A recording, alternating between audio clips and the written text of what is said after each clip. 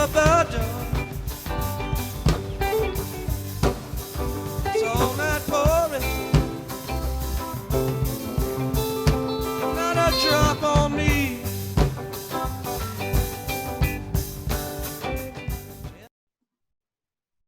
All right, here we go. Episode 1. Welcome, everybody. My name is Scott Donie. I am a two-time Olympian, Olympic silver medalist for Team USA. And I'm going to be interviewing some fellow Olympic silver medalists, and Mike Hixon and Sam Dorman. They're going to be joining us in a minute. And we're going to take a look at some of their dives, and we're just going to talk about diving for a little bit and geek out on the sport that we all love. So here we go. Here's Sam Dorman. What's going on? How's the audio? Can you hear me good, Sam? Can you hear me? I can't hear you guys. What's up? Turn there your, we- turn your headphones up. Can you hear me, Mike? I can hear you. Oh, looking good. I like your, you got some flags. I see a Tokyo shirt in the background. Oh, yeah. All the stuff. One of the flags is Canadian, but yeah. Okay. And Sam, can you hear us now? Yeah, we're good. All right. Well, welcome to episode 1 of this untitled interview show that I'm going to be doing. And, Sweet. We hope that as many things go wrong as possible during this, because, that'll create some real moments. I'm sure we can help with that. Yeah. First of all, thanks for doing this, guys. This is very cool. Just to get a chance to talk to you is fun for me because I'm a big fan of both of y'all.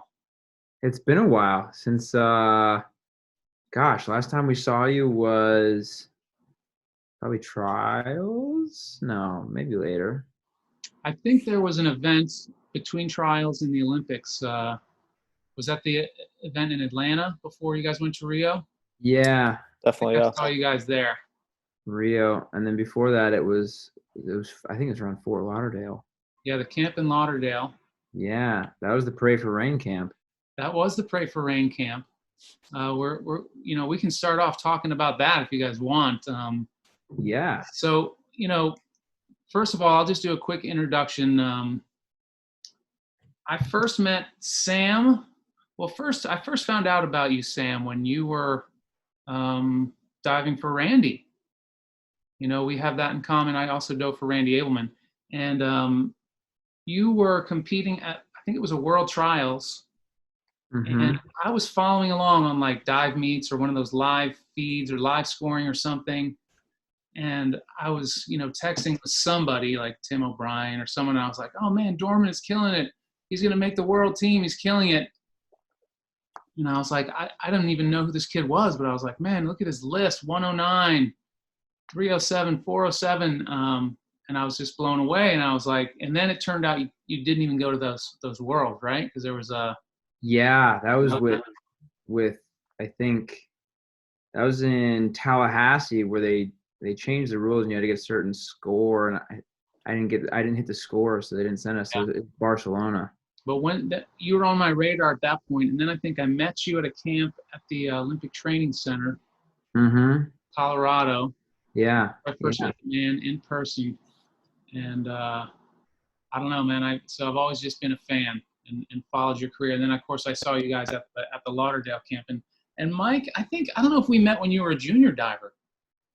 I'm sure. I feel like just through my mom, I end up meeting everybody when I'm like 6 or 7. Yeah. I did a lot of junior camps, and I may have run into one of those camps, but you've always kind of been someone that the diving world has known and been watching since you were little. And, I think we have one thing in common as junior national, 6-time junior national champions. Yeah, there you go. You were making your mark. How old were you when your first junior national title? I think 13. 13. Yeah. Yeah, we were on the same path. I think mine was 14. Very Man. cool. Oh, yeah.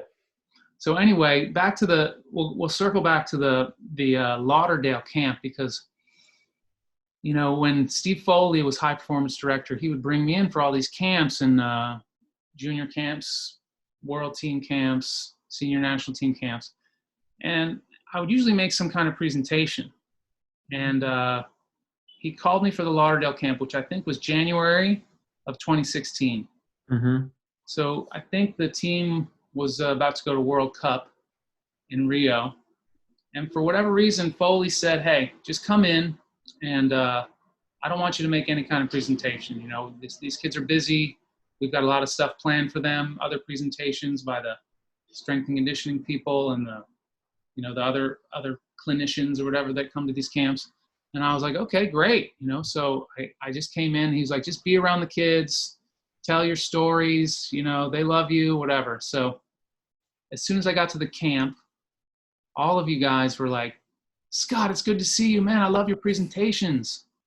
We're looking forward to what you're going to do, man. I can't wait to see what your presentation is going to be. And so, of course, I just went to Foley and I was like, Steve, they want me to do something, but I don't have anything. And he's like, well, I'll give you 30 minutes of my time, because he had an hour presentation he was doing. You know how he used to do those presentations, right? Mm-hmm. He would do, if you guys remember, he would do the ones where he would just be like, here's the scores that it took last time. Here's the scores you're going to need. Yeah.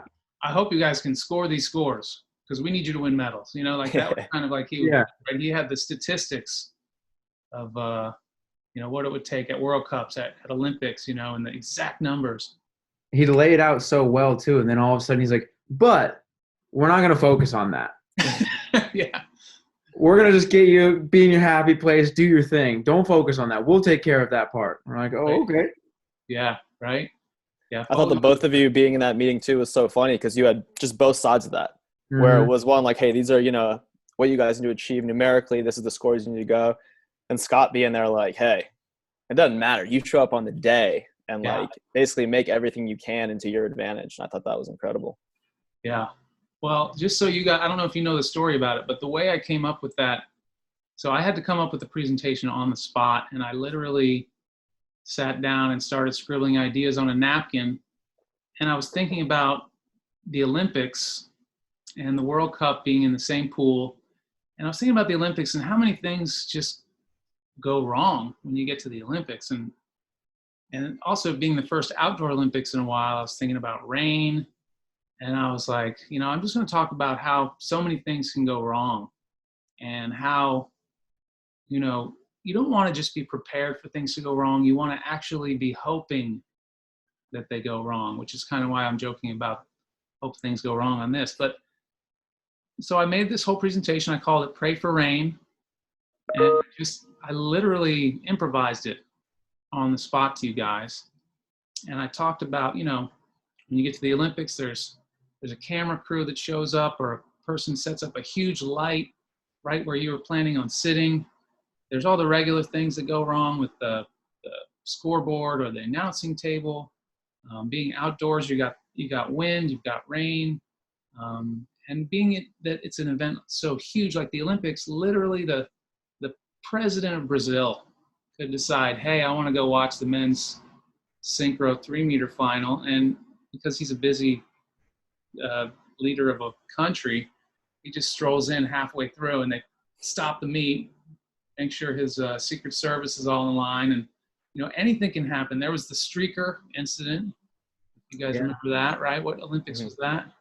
That was 2004, I think, during Troy and Justin's event. Yeah. Right. So you got to be ready for everything. And well, anyway, fast forward to that. Like, did that become a thing? On the team, did you guys talk about that at all, or between yourselves as synchro? That was you take this one, Mikey. This was our this was our mantra. Yeah, we had. I don't even know if it was just you and I so much, or sort of the whole team, but I know you and I specifically were all about that. Yeah. Because, we were a very young team, just getting together, looking for any advantage that we could have, and sure enough, after Scott gives that speech on Pray for Rain, hope for every single thing to go wrong. Our event couldn't have been any crazier. The pool's bright green when we show up. Yes. That's the first day it is too. We have no idea sort of what's going on. Some people are even talking about the event might be canceled. We're like, no way, you're not canceling this. But so we show up, pool's green. It is raining. Right. It is winter in Brazil. So it's pretty cold. And I think you and I were probably the only team that was like, hell yeah, we want to be here. Yeah. I remember we walked out for our event and it started sprinkling, and we both looked at each other just like, oh yeah, this is Yeah. what we want. We have prepared for this. We've done everything we could. We've trained in the rain. We planned for every terrible situation possible. And we were ready for things to go wrong. We wanted things to go wrong. And it did. Everything went wrong. And we were so happy about it. We even had, right before our 109, got called back down. Mexican divers wanted to redive, didn't get it. So another little wrinkle thrown in there. Yeah, that really slowed down the pace of the event for sure. You know what else too? I don't know, David Goggins. Sam was reading a book by David Goggins, the Navy SEAL, at the same time. And this was just sort of to complement what Scott had already said to us. But there was a part in it where like basically just like creating your own reality in your mind. And this guy's sitting out in the snow, you know, with no shirt on. He's sitting there eating an apple, and guy comes up to him and he's just like, you know, how can you sit out here? Like, it's, you know, negative temperatures. How are you doing this? I don't know if I can swear on this, but he just looks at me and goes, "It's 85 and sunny, mother effer." And so I remember actually, Sam, we were walking out. I don't know if you remember this, but like we walked out, it was raining, and I looked at you and was like, "It's 85 and sunny." You know? Yeah. And I was like, oh man, here we go. This is what we want. Like it was set up so perfectly. Yeah, that was surreal. And for me, what was happening, fast forward, I was actually on the road in an airport watching that event on my laptop. And my flight was about to board, and I was watching you guys, and it came down to the front 4.5, and there was this, 5-minute delay. And I'm thinking about you guys, and I'm like, man, I'm hoping that they're psyched about this, and I'm hoping that they're, in the right frame of mind. And I know that if you hit it, you guys are gonna, medal. And if you miss it, the 109s can go a lot of ways, as you know. Mm-hmm. You could be out of it. So I'm like, this is it. And they're literally calling me up saying, last call, you got to get on the plane, and you guys do the dive. And I see you nail it, the highest scoring dive of the meet. I slam my laptop shut, and I go and I sit down in my seat on the plane, and I'm just like beaming, and I'm just like, man, they did it. That's unbelievable. And before the door to the plane closed, I got a text from Michael. And he was like, I just want you to know that last night I prayed for rain. Thank you. And I was like, mind blown. I was like, I still have a screenshot of that I have saved, that I show to everybody I talk to when I tell the story. I'm like, and then this text came in. Definitely one of the most gratifying moments of my career, beyond diving, as a mentor or whatever I am these days. Yeah. So that was very cool. Thank you. No, thank you. I mean, that ended up being such a big piece to us. And you talk about the Olympics is so unique because it's every 4 years. So it really is the culmination of so many small things into this one moment. And that ended up being a pretty big thing that we got pretty late in the season. And it was huge for us, for sure. Yeah. Well, as a fan and as someone who got to meet you guys and now knows you guys, like, it was just, what a moment. I will never forget that moment. All right, so I want to get right into this because I feel like one thing I've learned with this whole, everybody being quarantined is I've got some skills with the Zoom. And right, have you guys been on a lot of Zooms? Every day. Yeah. Every day with work, yeah. Oh, right. Yeah. So we did our team banquet on the Zoom. I have meetings with the coaches and athletic directors, and we do team meetings on the Zoom. And so one thing that I love is that you can share your screen. So I think I told you guys, I'm going to queue up some highlights. I just want to talk about, what we see. And, we're going to start with Sam, but Mike, if you have comments about Sam, because you were in some of these same meets that I'm going to be showing, and, feel free. We'll pause it and we'll check it out. But we're going to start with, following you guys on social media, I catch, little glimpses, and I'm a diving nerd. So like, I am always like trying to just get all the live feeds I can get, the highlights I can get. And one time it popped up on Sam's, one of your social media, back 3.5 you did on 3 meter at NCAAs. And mad respect for anyone who does that dive, period, because that should be 4.0 in my opinion. It's a hard dive. It's a hard dive. right? That there's a reason why not many people do it, and why, a diver like as talented as Troy Dumas did 40,000 back 2.5 pike in his career, and was never able to like master a 207. It's just so freaking hard. And so we're going to start out looking at that. Let's look at that 207 and check it out. It's a lot of dive. I mean, by far the hardest dive I have ever competed. Right? It was. So you consider that harder than 109? Oh yeah, significantly. Right. There's just so much to it that you can't make a single mistake, and if you do, it just turns out to be a catastrophe every time. And a little backstory for this dive: the first one I ever did good was the warm-up. For this meet? The first one I ever did good in my entire life was the warm-up one. I hear you. And after that, I think it really just boosted my confidence in the meet. And this was the second one I ever did good in a competition. Right. Well, let's watch it. Are you guys seeing the screen that I'm seeing? Yeah. All right, let's watch it. I've got it muted, so we're just going to see it. And we'll see the replay too, because I think this is from footage maybe your dad took or something. Yeah, maybe. Oh, come on. Oh, yeah. That is filthy. There's no better feeling. Yeah, there's no better feeling than hitting a dive like that, because it takes so much out of you to do that dive. I mean, there's not much room for error on that. None. And it was.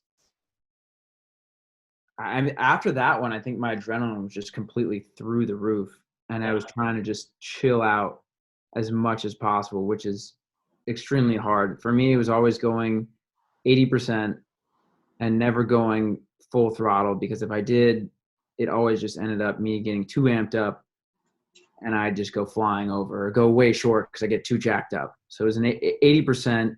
For that dive, it was always a 80% until I was coming off the board, and I could give it 100 after that. And I had to give it 100 after that. Okay. That was the only dive I would really give every ounce of effort when I was in the air, right, to make it happen if I had a good takeoff. That's interesting that you talk about 80%, because that's something, I don't know, if a lot of divers do this or not, but I teach it. I used to do it all the time. I talk about an 80% hurdle all the time. And for some people it's 85%, some people it's 75%, but there is like a magic window where mentally you can think to yourself, you know what, I got to go a certain percent, and that puts you in your sweet spot for that dive. And it's shocking to me to hear you say that you're thinking 80% on a 207C on 3 meter, right? Like you said, the hardest dive that you can do. But that being said, you're also saying it's 100%, when it's time to go, when it's time to get off the board and get in the air, right? Yeah, once I got into it, it was like, okay, I'm going as hard as I can on this. And yeah. So, and another thing, people, I think it's important for people to know, because a lot of times you think, Sam Dorman, that guy just never missed. I remember him that 2015 NCAAs. He didn't miss anything. He went 529. I remember him in Hixon in that Olympics. Man, were they clutch. They just didn't miss when they won that silver medal. But what people don't remember is there's a lot of misses that lead up to that, right? Like we were texting just a bit ago, and I was asking you about stuff, and you were like, yeah, backs and gainers killed me. All the time. Go look at every stat on my backs and gainers at all competitions. They guarantee you they will be significantly lower than my other dives. Yeah, I encourage like divers, if they see this, to go onto, the person you idolize most, go into their dive meets, go into their stats, and look back. Like sometimes it'll be the meet before they have their best meet of their life, and they've done dives for 30, 20, 15 points, and it's just a good thing to remember, because it's real easy to just kind of idolize people based on their biggest successes. All right, let's go back. I want to go back because I want to see the rest of this list really quick, because I got it queued up. That was 99 points, by the way. We're going to see a 307, a 109, and then a 53.37. Okay. So let's go right back to it.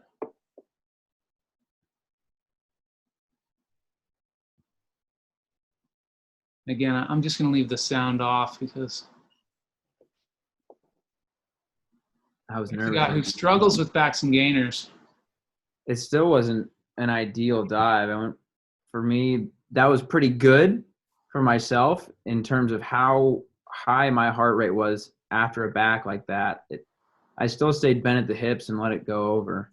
Yeah. And didn't save like I should, which was a tendency I always had. Sam, that's a great example though. Like that's a miss that doesn't take you out of it.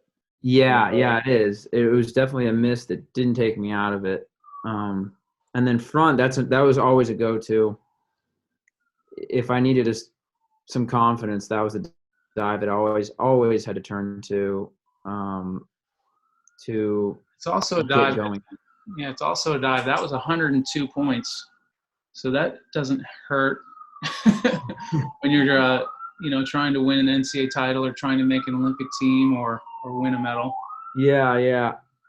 Now I want to shift real quick because I noticed something on this 53.37, and I don't know how clear your memory is of it, but I want you to walk me through it. We'll watch it first, and then I'll tell you what I think. And okay.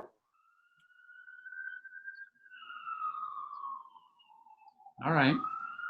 So I'm guessing you're going to mention my hurdle and where my location on the board. Yeah. Yeah, I was, again, adrenaline last dive was through the roof, and I just had a bad hurdle really going to the side, and I tried I was in just trying to save that. That was the mode I was in, and miraculously somehow did somewhat of a gymnast vault, 2-footed weird hurdle, but it worked out. It definitely worked out. It wasn't my best finish, but yeah. Well, that's what I saw. I really noticed it from the second angle because you were, I don't know, 3 or 4 feet to the to the side, like headed towards the wall, right? Yeah. Very nerve-wracking. Right, and it turns out, you just got to put it down because you had a big lead after popping that back and that front. And here's my question: do you remember who was second in that event? Mikey. A distant second, unfortunately. After those it was Mikey and then I think Christian. Yeah. It was always the three of us. Always. That was a very memorable pool because that was my last NCAAs. That was my coach's home pool. Yeah. And then I got to get my name on the record board right next to my coach, which is so cool. What else can someone ask for in terms of finishing the year? I got to remember to take my cursor off of it sitting on your face there. Okay. So, epic performance, NCAA title. I think being at University of Miami, there's got to be at least the awareness of how many people have won NCAA titles there. Oh, yeah. And so when you get there, you see they still have the paintings on the walls around the pool. Yeah, we still have those, yeah. Right? Yeah. So when you get there, I feel like it's got to be in everybody's mind. Like, am I going to get my painting up there? Am I going to be one of these people? Like, Randy's done such a job there. Like, he had I think he had an NCAA champion, 10 straight years at one point. Yeah, he's got some ridiculous record. I know it's him and track have the most NCAA records at UM. Yeah. I'm pretty sure it's diving. Track comes second. Yeah, it's pretty amazing. All right, let's go to one more thing. We're going to do one more Sam, and then we're going to go to Mike. And then we're going to finish up with both of you guys going through synchro stuff. So this also popped up on social media, and it really caught my eye. This was a balk in 2015 Nationals. And, yeah. Oh, the memories. First thing we got to do is get out of this full screen.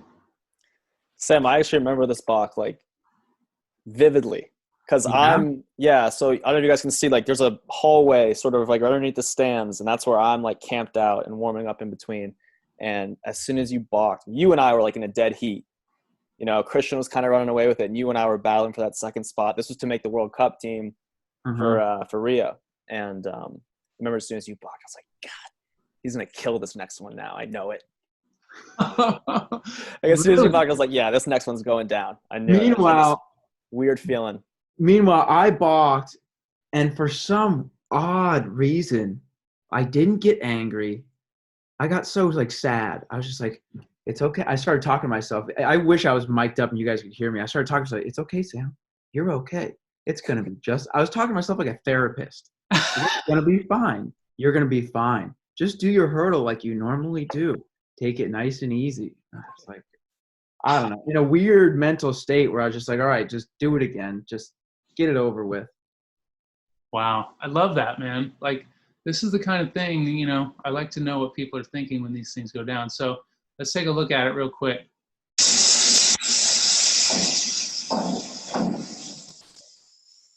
Oh, boy. Definitely caught a leaner.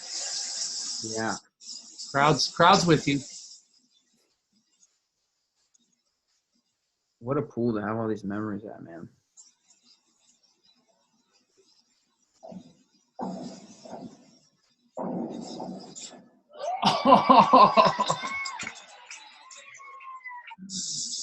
Okay.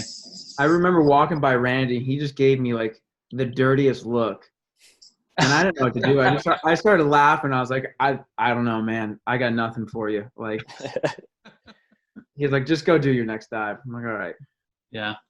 I mean, as a coach, you know, you hate to see somebody balk, but best case scenario, you know, if someone does balk, like obviously that first hurdle, you're not going to score 73 points, you know, from there. Like, you know, you might fail it, you might launch it, you might, you know, try and, you know, do it without your toes on the board. But you came back, you got a 9 bingo, 73 points. And, you know, I just think it's such a beautiful thing. It's such a beautiful thing. I think everyone should see that and know about it. Those are definitely moments that I'll always remember. Yeah, this is beautiful. All right, let's shift gears and talk about Mike Hixon. What do we got? Now, Mike, you know, some of the best highlights, I couldn't find them, Mike. I was scouring the internet. But your freshman year when you won both boards and finaled on platform at NCAAs, I wanted video of that. I want to see that 5-meter list. Look, all platform video has been buried away. I'll tell you that. That's not getting out anytime soon. I want to see that 5-meter list that made you top 8 at NCAAs on platform. Well, you know, I did a pretty good arm stand double to save me at the end. So is that it? Yeah, that was the. I think it was like I saved it to the last round, and I was like 45 points to get me to the final. That's like what I needed. And icing on the cake, huh? Ridiculous, yeah. That's a good strategy, is to save that 2.4 DD. That's right. For the clutch round for yourself. That's right. So, all right. So here's what I've got. We've got, and I like this because, you know, the pool in Rio is actually blue in this. This is something you had posted, and it's from your warm-ups. And we're going to see a 407, a 307, and a 109 from warm-ups in Rio. I'm excited. There you go. Wow, it is blue. Yeah. Do you know what Mikey calls that 407? What? Tuesday.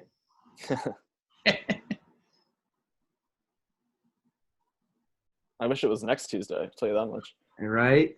Yeah. Now I could just watch that over and over, cycle through a few times.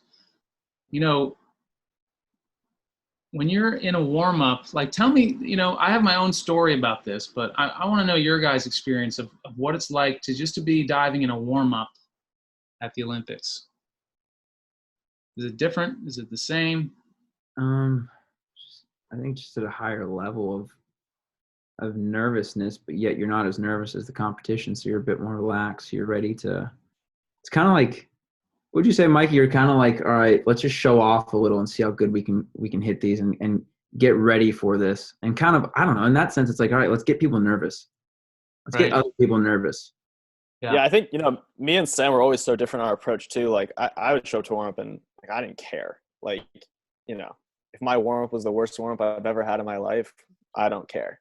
And like I don't care if someone sees me and thinks that kid's not gonna do anything, because when that whistle blows, I know I put myself in the right spot and I'm ready to go. But yeah, I could care less about hitting a dive and a warm up. Right.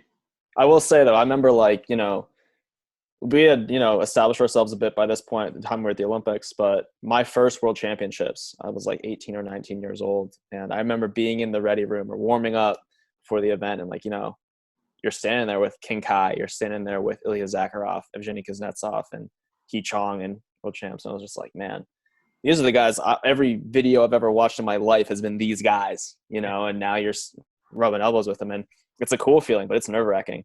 It's really hard to feel like you belong. And for the longest time, that was the biggest obstacle for me, was to feel like, man, I belong up here. I can beat some of these guys. Yeah. Yeah, that's really true. That's the same for me. I mean, I dove against a kid named Zhong Ni, and he was favored to win my event at the Olympics. But when I had idolized him 4 years earlier, I watched him, what I watched him, I basically beat Luganis in the Olympic final in Seoul, and Luganis ended up winning by like a point. But it was, it's a different thing when you're up there with him, the same guy you've been watching the videos of, right? Yeah. So, all right, so let's go. I want to look at one more thing. This is I think you guys will enjoy this, because what we've got is a little bit of 1 meter. People don't remember 1 meter. Oh wait, what's that? Oh, who's that? Prez. It just happened to be right next to what I wanted to show you guys. So Good time. how was that experience? That was incredible. Oh, it's sweet. Yeah. When Obama dabs you up like a bro, it doesn't get any better. Yes. Very true. All right, we're just going to watch 1 meter. So this is a little run through: 405B, 107C, 305C, 5335. Here comes another Tuesday. Yeah, butter.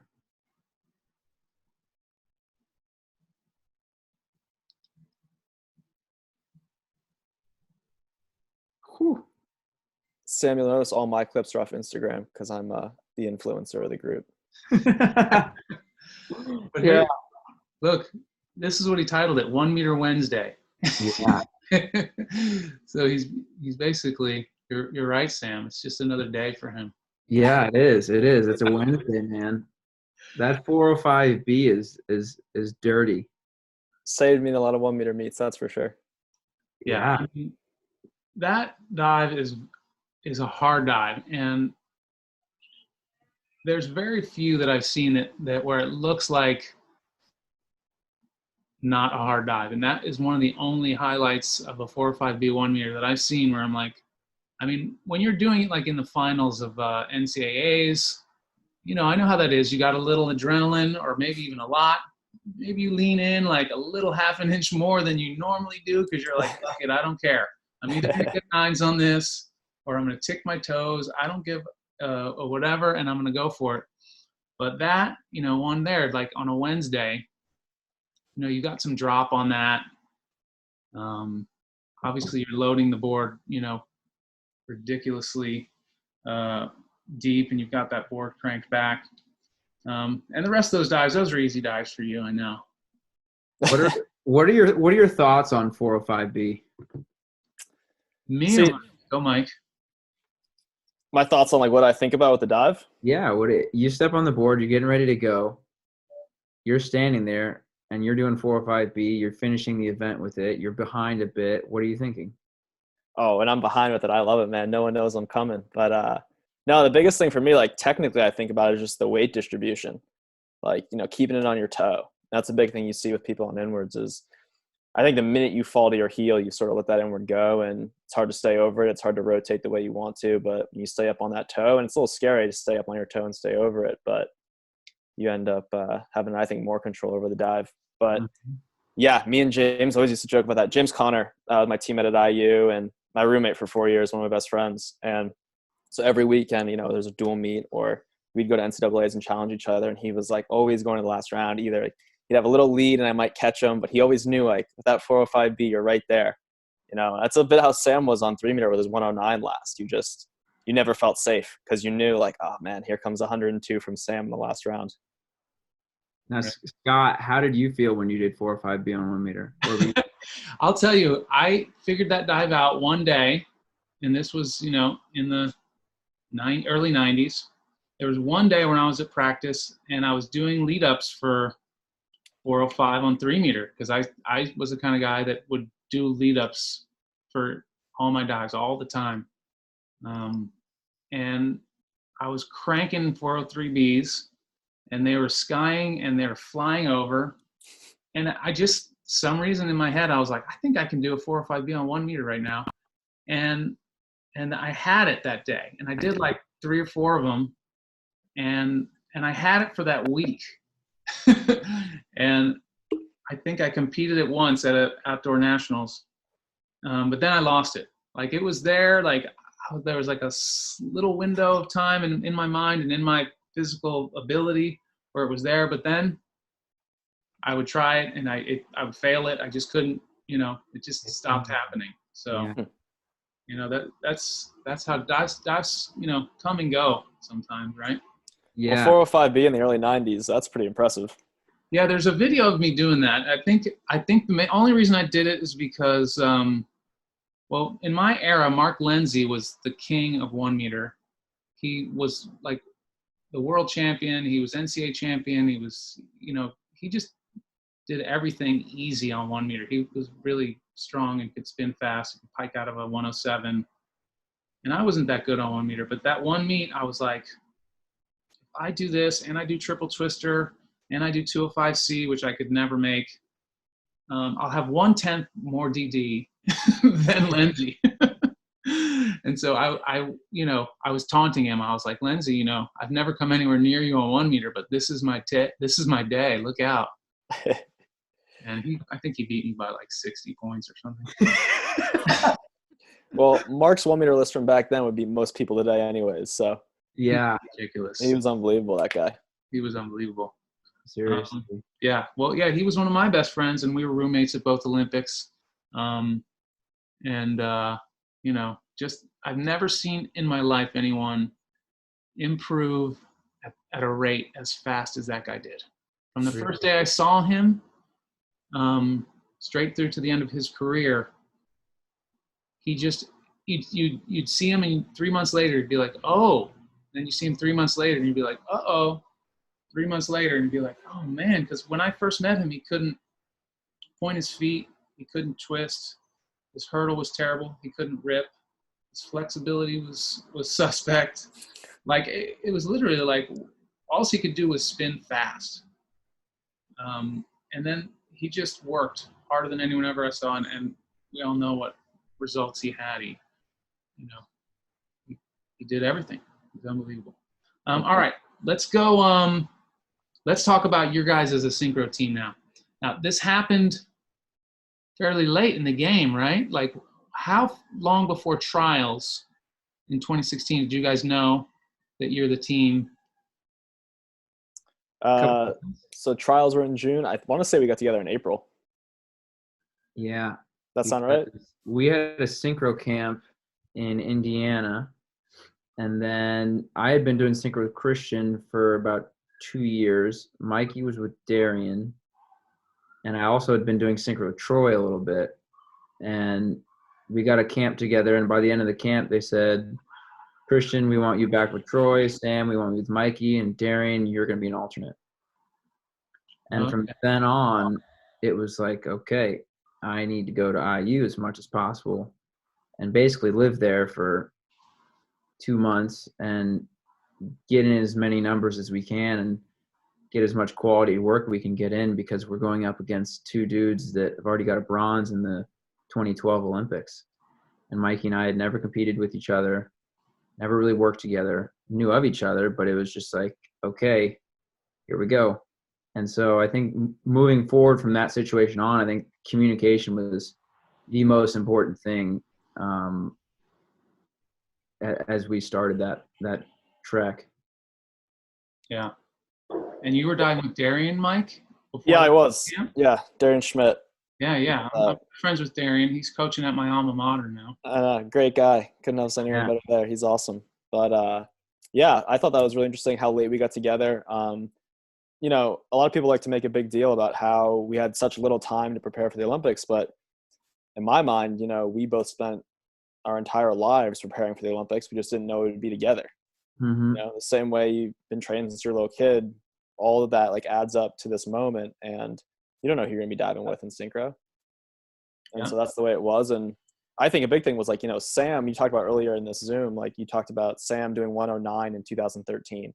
He was probably the only guy at that meet doing it. And he was the guy that pushed everybody else in the US to start doing that until, you know, Foley sort of put it out there. Like, we want to build our team around a team that can do 109. And that's really what put me and Sam together. Was we're the only two guys that could do all four of those dives really well with 109, 407, gainer 3 twister, and double out. And that's why we ended up getting together. And so we had prepared so well to do those dives, and then it was just figuring out how to dive together. Mm-hmm. Yeah. Mm-hmm. Yeah. I remember that camp in Lauderdale, watching you, Mike, do at least 10 109s in a row in practice. You know, you were, you know, I don't know if you had hit a wrinkle with it or, you know, if you're just one of those kind of guys that like likes to pound on a dive once in a while, but I was like, oh man, this guy's not messing around. Like, you know, it takes a lot out of you to do one. And you know, it wasn't like you were crushing everyone. Like you were struggling with it. Mm-hmm. And I was just impressed. I was like, you know, that's the attitude you have to have with a dive, you know, like that. Sometimes you gotta work through it, you know. Mm-hmm. And obviously, you know, I feel like synchro DD is so important. Right. Huge. And, you know, and the fact that you guys, you know, are, you know, have a dive like that in your back pocket. Well, we're going to watch all of it and talk about it. But you know, it's everything. It's everything. You know, and you're talking about competing against Troy and Christian. I mean, these guys don't miss. I mean, you know how consistent they are. You can go watch them practice and, you know, see them miss one dive out of 40. And Christian, I mean, I don't know if I've seen that guy miss since he was like 12 years old. That guy, yeah, he's just a cat. He's just spatial awareness. Spatial awareness is something that I feel like, you know, you can learn it to some extent, but you're also born with it a lot, you know. Mm-hmm. And some people, whatever it is in their inner ear, it's just they know where they are. It's funny. I think you watch those two teams. You watch like the 2012 performance where they got a bronze medal, and you watch Christian Troy. Their synchro was probably the best synchro I've ever seen. I mean, those guys, talk about like just like the highest diving IQ. They knew diving so well. Their DD was a little bit low, but everything was just perfect. And, you know, these were like the veterans. These were, you know, I don't know. To me, those are just like world-class divers. I always felt like me and Sam were just two idiots that were getting it going, you know, and just going for it. Yeah, that's what it felt like. We always had nothing to lose. We were just like, hey, let's go for it. Send it. Yeah. Yeah, send it. We were just straight sending it. And I think another cool thing to touch on was I compete totally different than Mikey. And that was probably one of the first conversations we had was like, dude, you compete very different than I do. I'm in the corner listening to John Mayer thinking about rainbows and butterflies. And Mikey's like over there with boxing with it, just hitting a bag as much as you can, getting anger out, you know, it's war. And so one of the first conversations we had was, look, man, we're totally different. So I think in competition, let's keep it real light, tread light, and talking to somewhat of a minimum. And, you know, we got in this initial groove and we stuck with that groove we started with that groove from day one as we started doing little practice competitions, and we stayed in that groove, and it never changed, and it worked. Yeah, it's funny too. I think this was actually after the Olympics, but I remember you saying one time, you're like, Mike, like, you know, I'm a bad competitor. I remember saying like, that's bullshit. Sorry. But that's absolutely ridiculous, because just because you don't do it the same way a lot of people do it, and that was Sam. Sam, it almost felt like you would remove yourself from the meet completely. Like you weren't even there, so it was just diving, whereas a lot of people, like me, I just, I want to know every single number that's happening the entire time. And, to me, it's like that makes you a great competitor, because you understand yourself so well that you were able to figure out, barely missed anything. And not on an Olympic final, most pressure in the world. You can't say you're not a great competitor when you can do that. So, I thought that was incredible that two people go about it different ways, but, it was good stuff. Yeah. I mean, I never like a lot of times as a kid in competitions, I messed up left and right watching the scoreboard and trying all these different things, and it just never worked. And I was like, man, I'm just competing, struggle. And it took me forever to figure out, like, all right, if I can somehow remove myself from this and compete like I would train in a calm state, it could maybe work itself out. And it was always just kind of, all right, you're not the best competitor, but how can we get you to that spot to figure that out, Well, you did. Yeah. It was funny though. I think, even in the Olympic Games, like Sam, like, hey, just come get me when we have to go up. Yeah, you got it, man. So I just come tell them like, hey, it's time to go. We got 109. Let's go. Yeah. I'm just like, I don't want to think about anything. I just need to just be in a weird state. Yeah, that actually was, I thought, pretty crazy too when, all the chaos was going on right before our last dive in Rio. And, you're like, yo, what is going on right now? And I was like, oh, don't worry about it. Like, we're just chilling. Like, let's go back down the ladder. Not a big deal. We might have to wait a couple minutes. Yeah. All right. So let's fast forward. So we're at trials now, 2016. We're going to show your last dive, which is 109C. And this is to clinch the spot to make the team. And we'll talk about it on the other side. Getting a little nervous. You were fine. I missed it pretty bad. I get nervous watching them.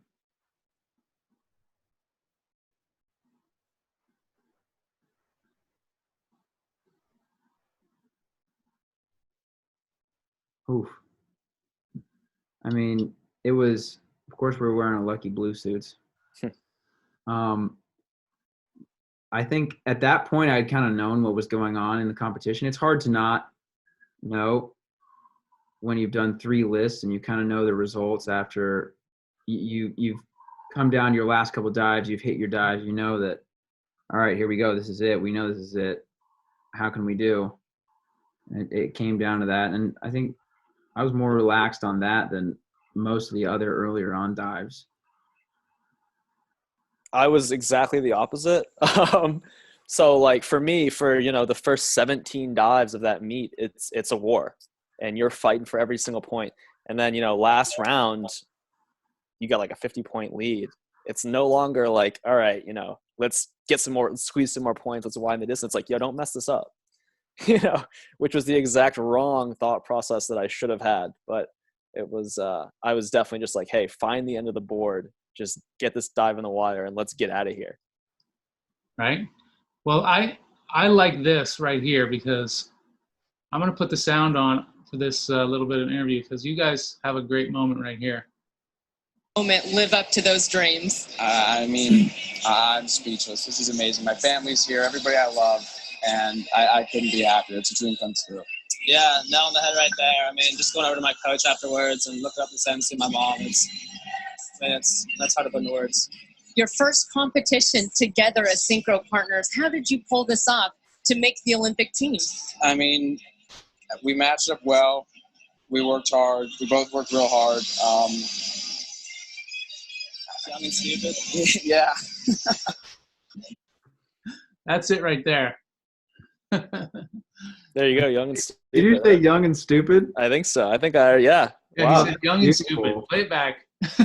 Young and stupid. I was like, wait, what did he say? Young and stupid. I dig it. Yeah, that's us, man. Not anymore, obviously. Yeah. Now we're wise, elderly, elder, gently, elder men. Yeah. So anyway, that attitude though, I think that's kind of what you guys had, right? You had that, like you said, you were out there, just letting it go. Like there's Troy and Christian on one side, the veterans, and they're going to put up a certain score. And you guys got the DD on them, so you're like, let's just go for it. And that was beautiful. Let's let the fur fly, like Randy would say. Congratulations. Yeah, I don't, and I will say too, like I always thought that was really difficult to do after Rio, was sort of just to say, hey, let's let it go, because I always thought the expectation was there. And that's been a big thing for me since then, is to try to get back to that, like, hey, let's just let it fly.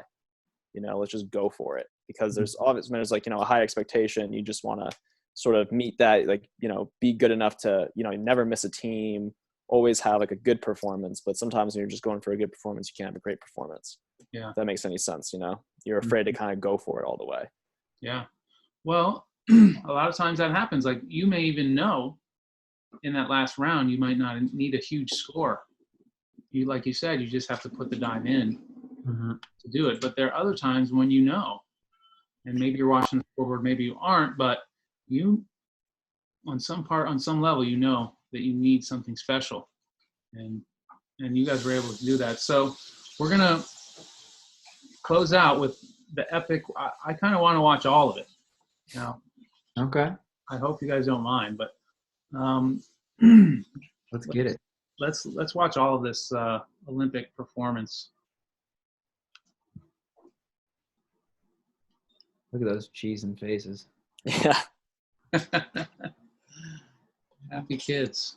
Right? No kidding. Happy as can be. All right, so. From the United States of America, 24-year-old Sam Dorman at his first Olympic Games. You can go full screen. Smaller screen, but you can go full screen. Click on it's still small, but it's fine. I almost do a backflip on this back dive. Well, you have to really watch the somersault save on this. It was, had some work to do.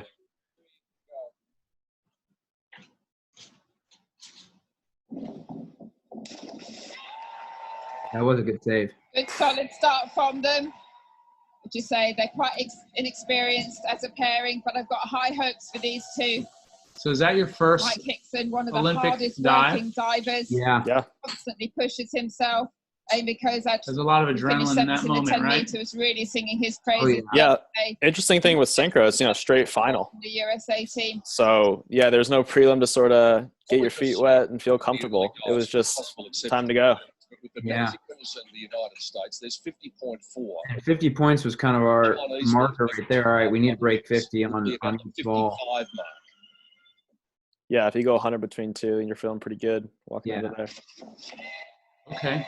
And that pretty one, good on the timing. Again, one of the divers just jumping out a little bit too far away from the board there. I was so happy to be done voluntaries at this meet. I was like, man, because you're so nervous for the Olympics, and like you can't really go for a voluntary. And as soon as we got to ops, I was like, yeah, here we go. Yeah, if you can tell in the background, you see those flaps cut out in the board. That thing had blown over a couple of days before. I mean, everything was going wrong there. In the second round, it did happen. Start for the Americans, 100.8. Well, there you go. Yeah, we broke the 100. This is a double out. Yep, so choosing the same dive there. That was always our get things going dive, I think. It was a comfortable op that we started with to get the ball rolling and get us in our comfort zone. The twist there. Yeah, definitely. Just losing it very slightly on the synchronization at the end. She's losing it slightly. It's heavy through the water. We didn't lose synchro. Look at that. That was beautiful. And the judges pretty pleased with that one. 85.68. Was the water green when you got there? They were behind that morning. Mexico and Germany at the start. I want to say even like the night before the girls' 10-meter synchro was diving. That's when it started. Mm-hmm. And then pulled it off. Wow. Mike is putting that one down. So a funny story on this, my coach told me I got out of the water. Everybody's really nervous. I got out of the water. He gives me a look. He goes, I was a little bit short. And immediately I followed up and I look at him, I go, you're a little bit short. And everybody kind of lightened up after that, the coaches, and that's always been the joke with him and I. I don't think he saw that one coming at that really intense Wait, moment. you said that to Randy? Yeah, I told that to Randy when we were competing. He's a little Only bit. Sammy can make a joke like that in a moment like that. Got to. Push over too far when they hit. And is it raining at this point? The reaction of the Yeah, Yeah, it was sprinkling. sprinkling. too. Yeah. Randy's got that hood up. Not so happy. Yeah, this is our one dive that I think we're a bit amped on, and both let it go over. Yeah, I mean, we end up losing by 4.11 points. Yeah, this was the This one. is where it is right here. Yeah. Get that vertical. But I'll say one thing, you miss a dive a little bit long going for it. I'll take that anyway over missing it short, Yeah. With that dive, they are not coming up with that, and they knew it well and truly before the scores went. That face. Yeah, Nope. jeez. Oh no. The 8.54 for the United States. They'll get a medal almost certainly. Which colour?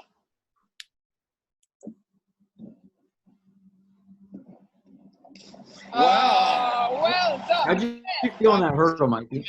Oh my God. So this was actually, I knew I was so amped up. Where the crow's feet start on the board. Uh-huh. I was like, if I can end up anywhere in there, I'm going to be fine. Just, be within that square right there. And I was pretty far over the end, I think. Yeah, that was perfect, man. Brilliant entry. I just remember piking out and seeing green, and I was like, oh, yes. Yes. Just Yeah. green, that's exactly what I'm looking for. Look at that. Yeah, I don't know about you. For me, that was one of the few times in my life where things have really moved in slow motion. Yeah. I was a little forward. I was like, all right, you're going to be a little out. Just come out a little earlier. It's going to be there. Everything was just so slow to me. Maybe I'm romanticizing in my head, but it really did feel that way to me. Time to do that after everything. If you watch after this, I run away real quick. I went to go say hi to my parents. Didn't even give Drew a hug, and Drew's like, "Hey, get back here." Well, I mean, now that happened in 5 minutes, but the reality of it, how long is the event? Hour? Yeah, probably 45 minutes. Yeah. It's crazy to think that over this span of your entire life, how many years? For me, Mikey, when did you start diving? Really young. 5. Yeah, 20 years spent for this little tiny window of 45 minutes. And you're like, holy moly, we got here. Now it's here. This is it. We have 45 minutes to get this done. Yeah. And you talk about, feeling like there's a moment of slow motion where you feel like time is compressed or something. I definitely experienced that. I felt like there were some dives in the Olympics especially where I had 5 minutes to complete that dive, and it was like my senses were just so hyper tuned in that it literally, like they talk about, it's like you feel like time slowed down. And so when you think about we just watched those dives and it's edited together and it's just a few seconds of diving, but you've got all of time in between. So you said when you're competing, do you sit together? You sit apart. You go and get Sam and say, hey, it's time to do our dive, or where do you sit? I think for that we were sitting pretty close together, but we usually kind of just keep to ourselves. Yeah. We had a signature move of we'd both go to the platform. Mikey was always in front of me. He would look at me. He'd say the dive we were doing, and we'd both fist bump, and I'd say, let's do it. We'd get up on the board after we did our dive, briefly look at each other, give each other a nod, yay or nay, and then move on, go put the headphones back on, dry off, sit back down, and do the same thing 6 times. And so let's go I just want to walk through that list because first dive, back dive, you got tons of adrenaline. I know for me, I had a thing when I was competing and I would get too nervous. I'd feel too amped up. I had this little mantra that I would say to myself, and it could be a nationals or a dual meet, it didn't matter. But if I felt too amped up, I would say to myself, relax, it's not the Olympics.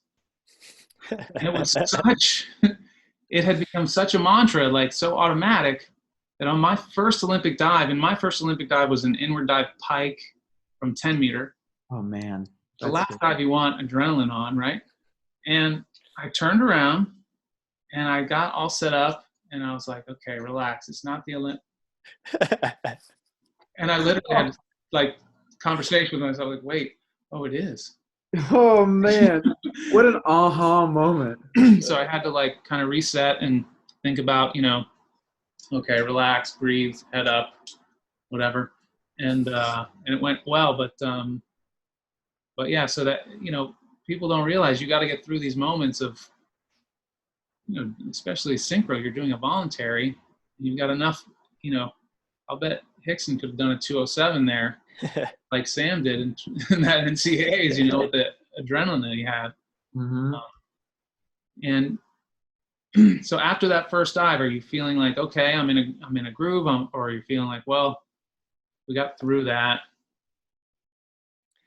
For me, I was just like, go ahead, Sam. That one was less nerve-wracking than reverse dive. That's like a voluntary with a hurdle. Oh boy, here we go. If it was a 103, I'd be like, all right, that's fine. But a reverse dive is like, oh man, like that was, I think, more of the make or break voluntary compared to the two.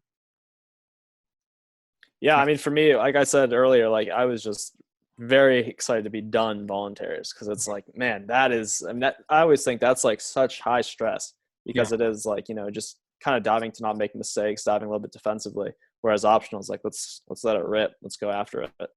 Mm-hmm. Right, and it can come down to 1 point, half a point, 2 points. So sometimes, though, you're thinking about it, overthinking a voluntary, but you got your 50 points on each. Are you guys watching the scoreboard? No. Yeah, I usually am pretty closely. Okay. Mike does scoreboard watching. I tell him, don't tell me a word. Yeah. I'm over there like covering my face like this. So Mike's watching the scoreboard. Sam is not. But you're doing well. Double out goes well. That's a solid start. That's a good dive. Mm-hmm. Yeah, that was always a turn two. Right. What was next? Was reverse Gainer twist, which I always thought that was like the key dive in our list. I always thought if we hit Gainer twister, we were golden. And I think that's what got us really amped up for inward. Yeah. Because once we hit Gainer twist, we knew, okay, now this is it. Yeah. And I think that got us a little too amped for inward. Right. You're starting to think about like, man, we can win a medal here. Yeah. Too amped for inward. And then I think inward set us up for the front. It's like, okay, we missed that. We really need this. Yeah. Yeah. I mean, they don't, in the video, they don't show the whole, sequence, but I'm like, I celebrate after that Gainer twister almost like I did after a front. Yeah. Like, oh yeah, I was amped. I was up here. And I think you're right, Sam. I think we did a better job bringing that back down after that. Probably have you never know how things end up, but yeah. In my mind, both twisters set you up really well, mm-hmm. right? And going into inward, you both feel like you're just a little too amped up. And then, it comes down to one dive, and, we talk about this pray for rain thing, but everything has gone wrong. You said it's raining, and then there's that, the redive. Yeah, the Mexicans wanted to do a redive. There was, Yair called a redive after a light. They just started walking on their dive, and then a light like turned off or turned on, one of the two. I saw it. They wanted to do a redive, and they didn't get that redive. But it took a while. It took, I don't know, 20 minutes for them to, or whatever it may be. Meanwhile, I'm sitting in the hot tub, like looking at my parents, like, "Hey, Mom." Hi. Just like trying to distract my brain and do anything I can to get out of the competition. And how long did you think it was, Mike? How long between when? I think it was like 5 minutes, but it was a long 5 minutes for sure. Yeah. And I think we went up and down the ladder at least once, maybe twice. Yeah. Just not really knowing what was going on. Right. And is Never fun doing. Is there a conversation between you guys during those 5 minutes? I think me just trying to like tell Sam, what was going on, mostly like, hey, like, we're fine. Like, just chill out. Yeah. Like, we just got to go back down the ladder. And I loved it. Like, anything you can do to just like put a little bit of fire in the belly, like a little bit pissed off. Like, to me, I was a little upset the Mexicans were doing that because they were kind of out of the contest at that point. So for me, I was like, this is BS. Like, these guys are even trying to pull this stuff, let us just do our dive. So getting me a little more amped up. And Sam, I don't know if you remember this, but right before we went, I think you were counting and someone yelled from the stands during our front. Yeah, I might have. I don't know. Yeah. Oh, like last dive, very quiet. You can hear a pin drop. And I don't know how your guys' Spanish is, but this guy from the crowd just yells, "Punta!" Really? Yeah, I promise. Like right before we went. I didn't know that. Yeah. So I'm glad you didn't realize it because I was like, all right, got to refocus in my third step. I would have understood that one. Yeah. So I have it. I want to watch it again, just the 109, because I have it in a big screen. And maybe we can hear it. I don't know.